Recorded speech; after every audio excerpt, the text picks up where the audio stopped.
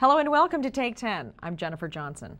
With us in the studio today is Janette Gilman. Ms. Gilman is the new president of the MCCPTA, or Montgomery County Council of PTAs, and thanks for joining us today. Thanks so much for having me. So you're the brand new president. Tell me why you decided to run for this position. Why did you want to do this? Well, I think I told you there was a long line of people behind me, but I think I have been a PTA president at the elementary, middle school level and involved in the county PTAs, so it seemed like an opportunity. We had great leadership, so I was walking into a strong organization and thought I had a team behind me and with me that we could really do something for the kids. And you have two children in the school system. I do. I have a freshman and a senior, so I have almost seen it all. Right. You've seen it, yeah, pretty much. I've seen enough. You've seen enough. Tell me about, you come in as the new president. What are your personal goals for, you're going to serve 2 years, is that how it works? It's a one-year term with an option for a second term. Okay. So what are your personal goals in this position? For me personally, I think to build a good team, but also to take what's worked in PTAs throughout Montgomery County and really strengthen grassroots PTAs, and to make the county PTA, I think, more responsive to the locals. I mean, it always has been good. I will admit, I joke that I am more about the bake sale, so to the extent that we can build strong PTAs at every one of the schools, and that we can teach them what has worked, and that I can be a part of that. That's kind of my angle. Right, and I understand when we were discussing earlier that the council itself has established three goals for this next year. So let's talk about those. We are looking to grow PTA in Montgomery County. We had about 50,000 members last year, and we have an ambitious goal of raising it to almost 60,000 this year. I will confess I was the failed membership chair the past 2 years. We've been trying to hit those numbers. I think we have a team now who really could make that happen. The second is to take that growth, but then engage parents, to really engage parents more deeply in their schools, and also to be sure that we're getting all the parents in all the communities involved in schools, so that PTAs actually look like the students' community in the schools. Right, and finally, and then to take that growth and that engagement and translate it into really advocating for the kids powerfully, so that when we go to the county council, the Board of Education, we have those parents not only with us in spirit, but with us physically. They're ready to really drive the agendas that parents and students have. So let's take this one by one. So growing the new membership, how do you go about doing that? How do you, other than going on Take 10, do you have any ideas of how you really can get more parents to sign up and join the PTA? Well, we have three principal committees within MCCPTA now. Specifically a membership and engagement committee with, like I said, a wonderful new chair, Connie DeJohnson, who comes from Rock Creek Forest Elementary. They grew 300% last year. Wow. So I feel pretty confident that she knows what she's doing and how to give people some tips. We also, last year, MCCPTA started a multicultural awareness committee chaired by Antonio Hernandez Cardoso. And so I think with Antonio, the lead there, we're going to be reaching out to communities, Latino parents who haven't been as involved often in PTA, and trying to bring them in as part of the school leadership and the parents in their schools. And to the extent that we have people like Antonio and others in MCCPTA, I think they'll see that there's a place for everybody in the PTAs at their schools. And last, we started also last year a student involvement committee, and we actually have two students co-chairing that, Richie Yarrow and Zoe Tang, who are from Richard Montgomery High School. I believe Zoe's also at Richard Montgomery. And Richie Yarrow happens to also be an officer this year, we think the first time for MCCPTA. So half the middle schools in Montgomery County and all the high schools are actually PTSAs, Parent Teacher Student Associations. So to the extent that we can actually have student members and voices and get them involved, I think we've got a pretty good shot with that team, trying to get engaged folks all over the country, over the county, excuse me. In terms of getting more Latino parents engaged and joining the PTA, I know from speaking to some of them, this is a very foreign concept to them, the Parent-Teacher Association. Is that sort of the feedback you've gotten?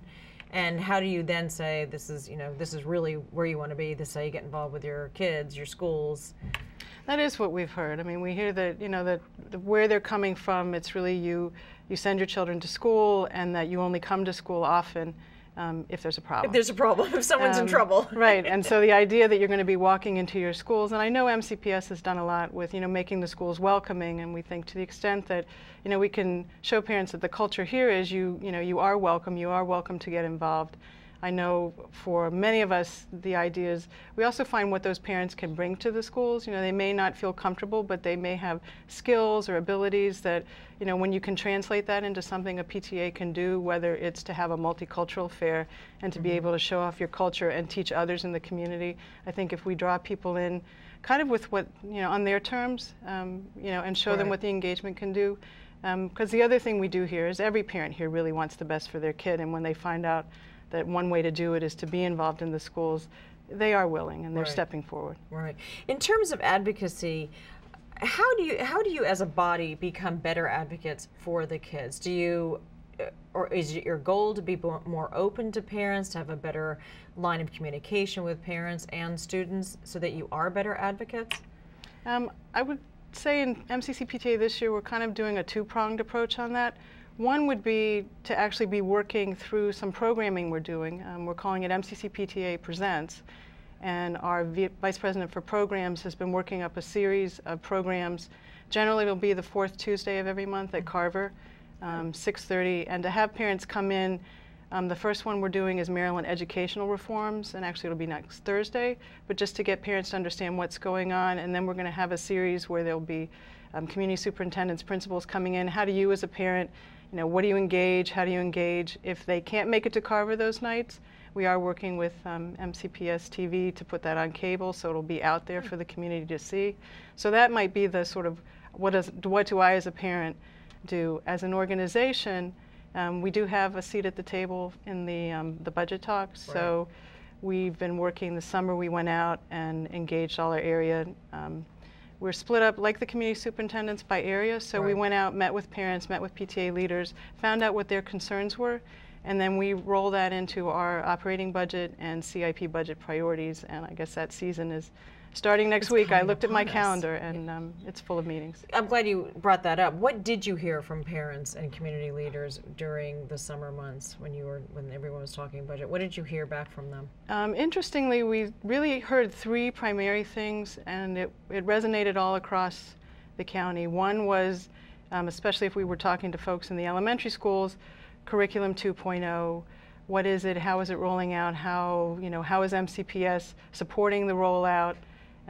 We brought that back here to the superintendent, deputy superintendent, and we got a lot of good feedback that, with the third grade rollout, they had done more this summer to train, and so we're very, encouraged by that and pass that back to our parents. The other similar concern was really the technology question. Parents said, well, some of us have, the Prometheans, and there is maybe an incorrect perception, but a perception out there that those boards are connected to the ability to deliver curriculum.